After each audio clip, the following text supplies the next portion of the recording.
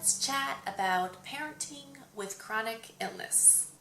Hey everyone, this is literally like the 30th time I've tried to start this video because I don't even know where to start.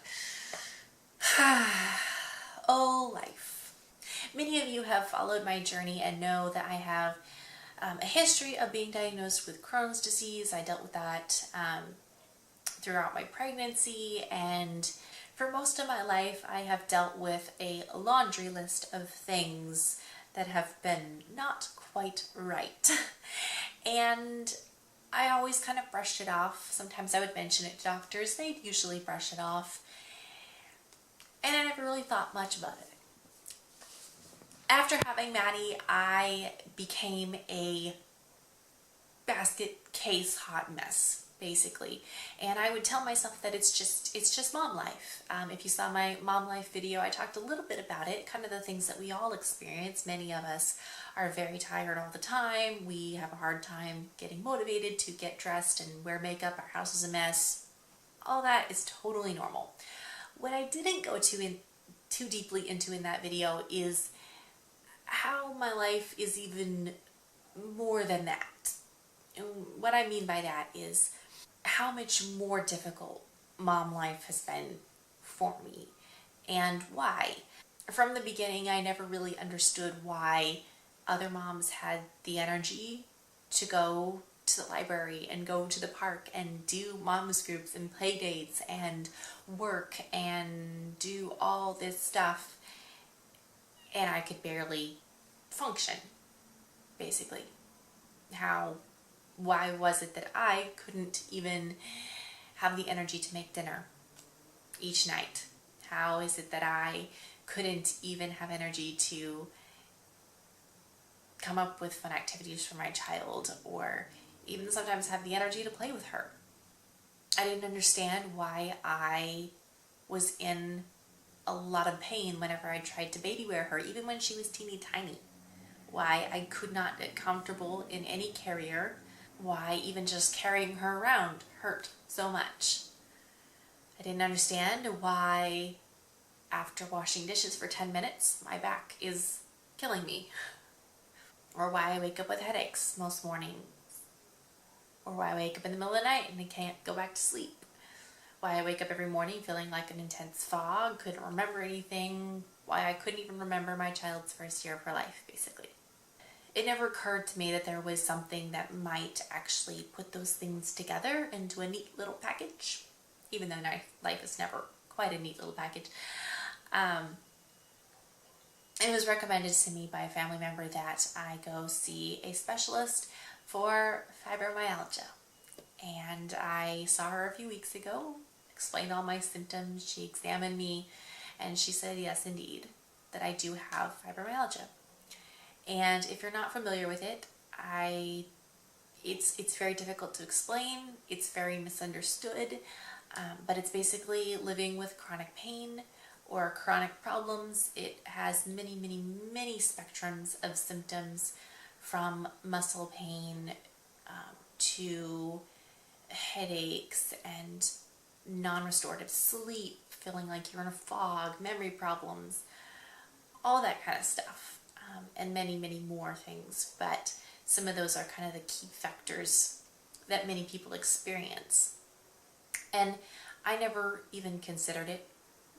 Before that, I never even thought there might be a chance that I had it because, well, one, I didn't know enough about it, and once I started researching, oh yeah, check, check, check, check, check. Made a lot more sense.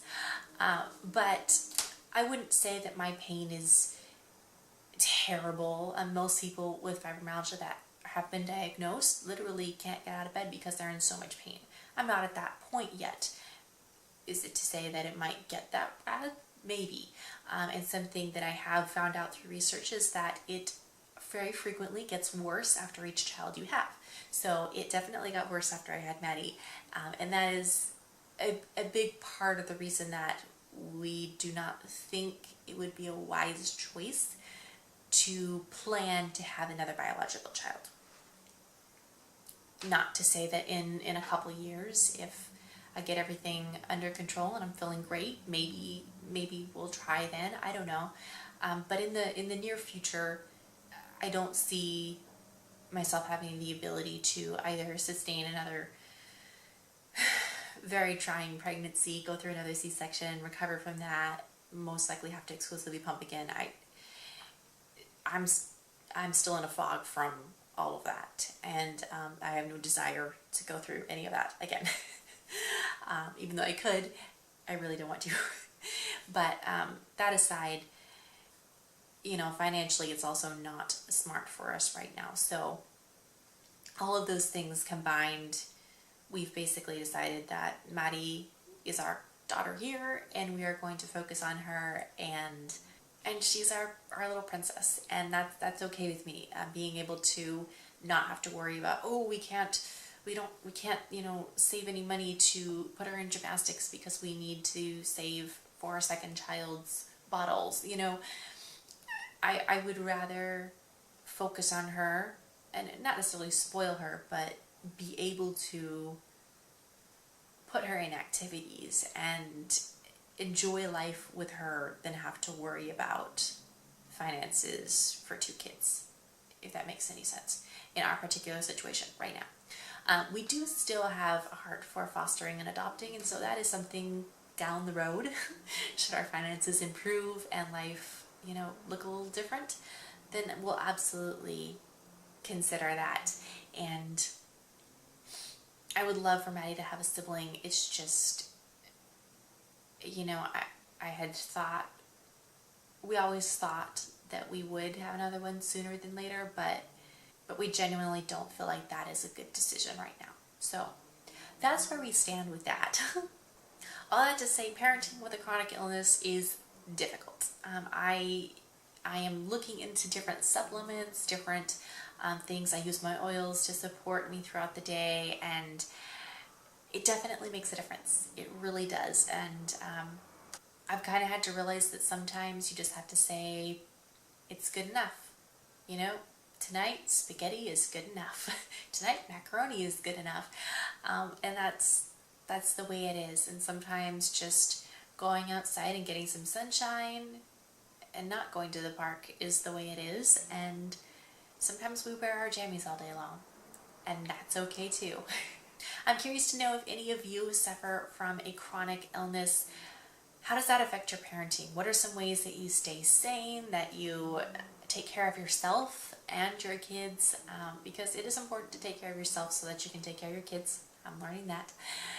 Let me know in the comments below. I'd love to hear from you and start a conversation for future videos about this topic. So it's something I'm still wrapping my mind around, and I'm not quite there yet. It's taking me a while to even make this video because I'm still processing, and it's a hard thing to process. It's relieving, but it's devastating, and it's something that you have to figure out without letting it define your life.